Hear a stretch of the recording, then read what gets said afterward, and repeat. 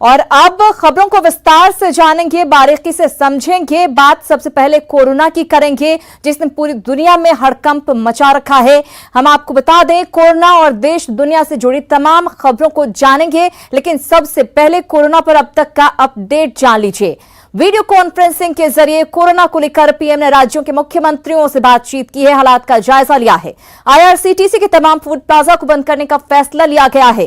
ट्रेनों में catering service बंद करने का फैसला लिया गया है। मार्च में रेलवे को अब तक 450 करोड़ रुपए का नुकसान हो चुका है। लखनऊ, कानपुर और नोएडा को सैनिटाइज किया जाएगा। ताज होटल समेत यूपी के मॉल्स बंद होंगे। Baby doll singer Kanika Kapoor को कोरोना पाया गया है, कोरोना पॉजिटिव पाई गई हैं। कनिका कपूर के संपर्क में आए लोगों की अब जांच होगी। कनिका का सभी पार्टियों की जांच भी की जाएगी। तो ये तमाम अपडेट हम आपको दे रहे हैं, क्या क्या चीजें आई है कोरोना से जुड़ी हुई। वसुंधरा राजे ने खुद को क्वारंटीन कर लिया, क्योंकि उस पार्टी में मौजूद थी जहां पर कनिका थी। लखनऊ में सारे मॉल और ढाबे को बंद कर दिया गया है। दिल्ली मेट्रो 22 मार्च को पूरे दिन बंद रहेगा। रेस्टोरेंट के बाद दिल्ली में मॉल्स भी बंद कर दिए गए। हालांकि मॉल में जरूरत के सामान आपको मिल सकेंगे, इसलिए घबराने की जरूरत नहीं। मुंबई समेत महाराष्ट्र के 4 शहरों में लॉकडाउन किया गया है। ये शहर हैं मुंबई, पुणे, नागपुर और पिपरी चिचवड़, जहां पर लॉकडाउन किया गया है। महाराष्ट्र में दफ्तर और दुकानें बंद की गई हैं। आज से मुंबई में लोकल ट्रेन सेवा पर रोक लगा दी गई है। इसके साथ ही श्रीनगर में धारा 144 लगा दी गई है। वहीं यूपीएससी के इंटरव्यू को स्थगित कर दिया गया। बड़ा कदम। पटना के हज भवन में अब जुमे की नमाज अदा नहीं की जाएगी। हज भवन को अब आइसोलेशन वार्ड में तब्दील कर दिया गया है। 150 बेड यहां पर लगाए गए हैं। भारत में कोरोना के अब तक 223 मरीज सामने आ चुके हैं। वहीं अब तक 23 मरीज ठीक भी हुए हैं। बिहार, झारखंड में अभी तक एक भी मरीज सामने नहीं आया है। ये राहत की बात है। और अगर आप लोगों का साथ रहा तो कोरोना का एक भी पॉजिटिव मरीज बिहार में सामने नहीं आएगा। इसीलिए जनता कर्फ्यू जो 22 तारीख को होने वाला है, उसमें जरूर शामिल हो और उससे पहले भी अपने आप को क्वारंटाइन करके रखें। इधर इस वक्त कोरोना से दरअसल दुनिया डरी हुई है। कोरोना से दुनिया जंग लड़ रही है, लेकिन सियासत भी अपने रफ्तार में चल रही है। 22 मार्च को पीएम मोदी ने जनता कर्फ्यू की अपील की है, ताकि महामारी से बचा जा सके, लेकिन सियासत सरकार की मंशा पर सवाल उठा रही है। बहुत ही ज्यादा आवश्यक है और कारगर भी। 22 मार्च रविवार को सुबह 7 बजे से रात 9 बजे तक सभी देशवासियों को जनता कर्फ्यू का पालन करना है। प्रधानमंत्री मोदी ने खुद 2 कदम आगे बढ़ते हुए देश को कोरोना पर जरूरी संदेश दिया। पूरी ताकत के साथ सरकारी तंत्र कोरोना की महामारी से निपटने में लगा है, लेकिन क्या अपने ही देश के कुछ लोग इतनी बड़ी कोशिश में पलीता लगाने में जुटे हैं? पहले देखिए पीएम मोदी के संदेश पर सियासत कैसे हुई। प्रधानमंत्री जी ने अपने भाषण में उन ठोस कदमों का कोई जिक्र नहीं किया। जब पूरी तरह से हमें जानकारी हो जाएगी कि किस तरीके से कोरोना वायरस फैल रहा है या नहीं फैल रहा, उस समय प्रधानमंत्री जी को कोई ना कोई ठोस कदम उठाने पड़ेंगे। इतना बड़ा भाषण किया है, उसमें कम से कम एक अपील उनसे भी कर देते कि देखिए ये समय प्रदर्शन का नहीं है। क्या आप ये नहीं कह सकते थे कि एनपीआर हम रोक देंगे 1 महीने के लिए? लेकिन इसी बीच कोरोना पर ऐसी खबर आई है जिसने पूरे देश को झकझोर दिया। बॉलीवुड की मशहूर प्लेबैक सिंगर कनिका कपूर 10 मार्च को लंदन से भारत आईं। आरोप है कि वो एयरपोर्ट पर बिना कोरोना की सही जांच करवाए बाहर निकल गईं। हालांकि कनिका इस आरोप को खारिज कर रही हैं। इसके बाद वो लखनऊ और गैलेंट अपार्टमेंट में एक पार्टी में भी शामिल हुई, जिसमें तमाम बड़े अफसरों के अलावा राजस्थान की पूर्व सीएम वसुंधरा राजे, उनके बेटे और सांसद दुष्यंत सिंह समेत कई दिग्गज नेता शामिल हुए थे। हालांकि जांच में दुष्यंत सिंह नेगेटिव पाए गए हैं। वसुंधरा राजे ने भी खुद को अलग थलग कर लिया है। लेकिन कहानी सिर्फ इतनी ही नहीं है। शाहीन बाग से लेकर लखनऊ के घंटा घर तक सीएए के खिलाफ लोग इकट्ठा हैं। सवाल है कि अगर हालात ऐसे ही रहे तो देश कोरोना से कैसे लड़ पाएगा? सियासी शोर इरादे को कमजोर करने की कोशिश है, लेकिन आपको अपना इरादा कमजोर नहीं करना है, क्योंकि सरकार पूरी तरह से एक्शन में। कोरोना के खिलाफ पीएम मोदी एक्शन में है। राज्यों के मुख्यमंत्रियों से पीएम ने खुद बातचीत की है, हालात का जायजा लिया है। इसके साथ ही baby doll singer Kanika Kapoor को कोरोना पॉजिटिव पाया गया है। ये एक बड़ी खबर आज सामने आई है। कनिका लंदन से वापस आई थी लखनऊ, एक पार्टी में भी शामिल हुई। अब जितने भी लोग उनके संपर्क में आए उनकी जांच होगी। इसके साथ ही हम आपको बता दें कि तमाम तरह के एहतियाती कदम उठाए जा रहे हैं। कोरोना के खिलाफ विश्व युद्ध लड़ रहा है। पूरा विश्व जो है इसमें कोरोना से लड़ने की कोशिश कर रहा है। भारत इस महामारी से बचा रहा है, इसके लिए पीएम मोदी खुद एक्शन में है। 22 मार्च को पीएम मोदी ने जनता कर्फ्यू का आह्वान किया है। सियासत तो आपने देख ली, लेकिन अब जरा जनता कर्फ्यू के मायने और मकसद भी समझिए। जनता कर्फ्यू के जरिए लोगों को सचेत करना मकसद है। लोग बीमारी से लड़ने के लिए खुद को तैयार करेंगे। देश ही नहीं, अंतर्राष्ट्रीय स्तर पर भी पीएम ने एक पहल की है। 6 दिन पहले पीएम मोदी ने सार्क देशों से भी अपील की थी। सार्क के सदस्य देशों ने पीएम की पहल की तारीफ की। कोरोना मरीजों की संख्या लगातार बढ़ रही है, लिहाजा सतर्कता बेहद जरूरी है। जनता कर्फ्यू का नुस्खा 1974 के जेपी आंदोलन में आजमाया जा चुका है और एक बार फिर से प्रधानमंत्री की अपील पर अमल करने की जरूरत है, और ये आपके भले के लिए है। जनता कर्फ्यू जो कि 22 मार्च को लगाने की बात कही गई है, ये सांकेतिक है। प्रधानमंत्री ने एक संदेश दिया है, जरूरी नहीं कि सिर्फ 22 मार्च को ही आप अपने आप को घरों में बंद करें। अगर जरूरत के सामान आपके पास हैं, बहुत जरूरी नहीं है तो घरों से बाहर ना निकलें। जाहिर है ये वक्त सियासत का नहीं बल्कि संभलने का है, सावधानी बरतने का है। लेकिन कनिका कपूर शायद इस बात से इत्तेफाक नहीं रखती। बेबी डॉल, मैं सोने दी और चिट्टियां कलाइयां जैसे सुपरहिट सॉन्ग गाने वाली सिंगर कनिका कोरोना वायरस के टेस्ट में पॉजिटिव पाई गई हैं।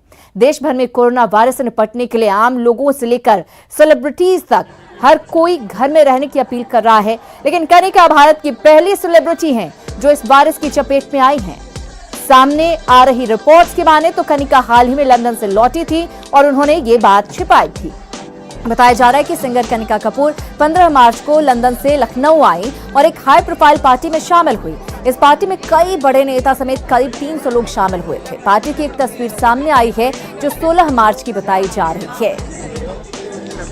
पार्टी की तस्वीर आपके सामने है, आप देख सकते हैं। इस पार्टी में वसुंधरा राजे, राजस्थान की पूर्व सीएम भी शामिल थी। दुष्यंत सिंह सांसद, वो भी शामिल थे। इसके अलावा कई और जाने माने लोग शामिल हुए थे इस पार्टी में। हालांकि दुष्यंत सिंह ने अपनी जांच करवाई और उनकी जो टेस्ट रिपोर्ट आई है वो नेगेटिव आई है, ये अच्छी चीज है। लेकिन अब जितने भी लोग इस पार्टी में मौजूद थे, अब उन सभी की जांच की जा रही है और ये सभी लोग खुद भी दहशत में हैं। लेकिन सवाल यही उठता है कि आखिर क्यों कनिका ने इस बात को छुपाया, क्यों इतने सारे लोगों के संपर्क में वो आई। हम आपको उसी पार्टी की तस्वीर दिखा रहे हैं, आप देख सकते हैं कनिका कपूर की तस्वीर दूसरे विंडो में हम आपको दिखा रहे हैं। 16 मार्च को जो पार्टी हुई थी उस पार्टी की तस्वीर जिसमें कनिका कपूर शामिल हुई थी और उसमें वसुंधरा राजे वो भी शामिल थी। राजस्थान के पूर्व सीएम दुष्यंत सिंह शामिल थे। दुष्यंत सिंह ने हालांकि अपनी जांच करवाई जिसमें टेस्ट रिपोर्ट नेगेटिव आई है। वसुंधरा राजे ने अपने आप को क्वारंटीन कर लिया है। इस तरह की खबर भी सामने आ रही है।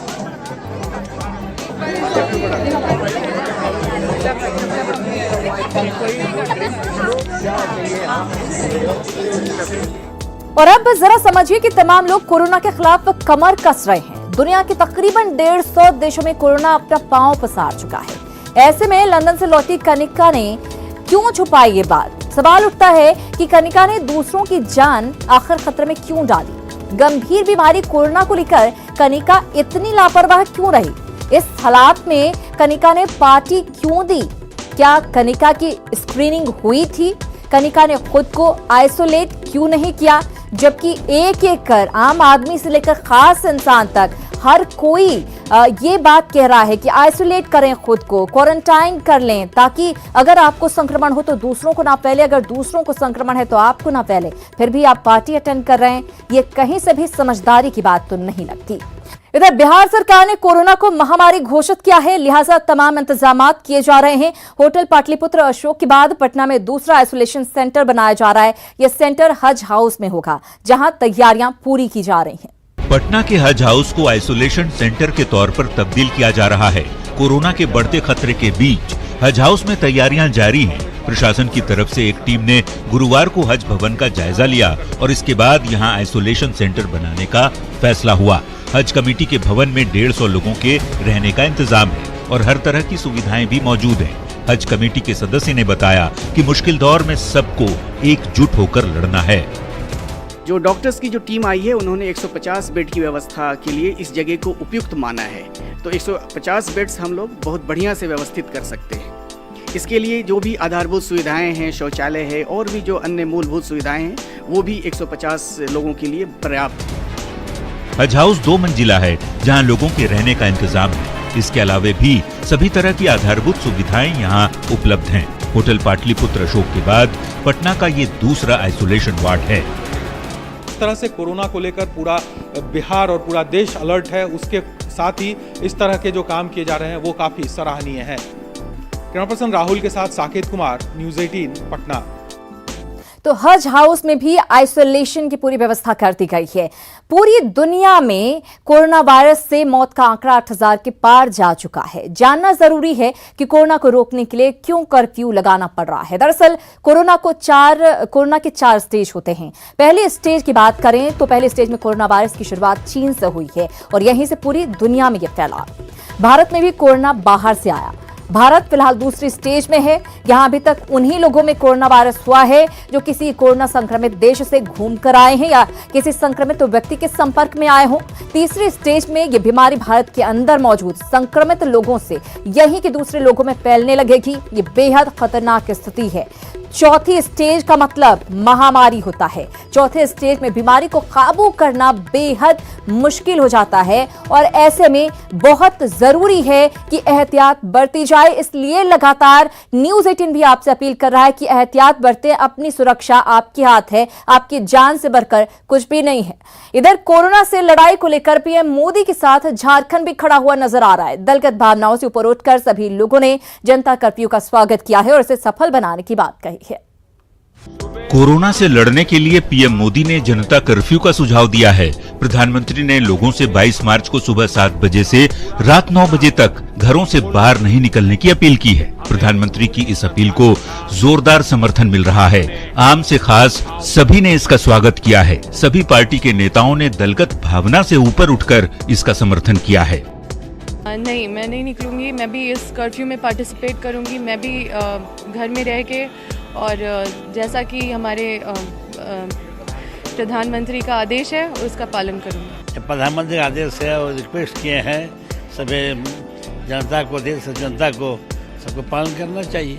सराहनीय अपील किया है और यह नुस्खा 1974 के बिहार के जेपी आंदोलन में आजमाया जा चुका है। उस समय ही उन्होंने जनता कर्फ्यू का कंसेप्ट दिया था।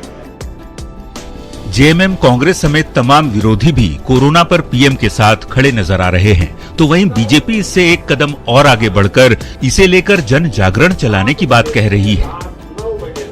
स्वच्छता पे ध्यान देते हुए और भीड़ भाड़ इलाके से दूर रहते हुए हम जितनी कोशिश हो सके लोगों को बाहर निकलने के लिए मना करें। जो भी उन्होंने दिशा निर्देश दिए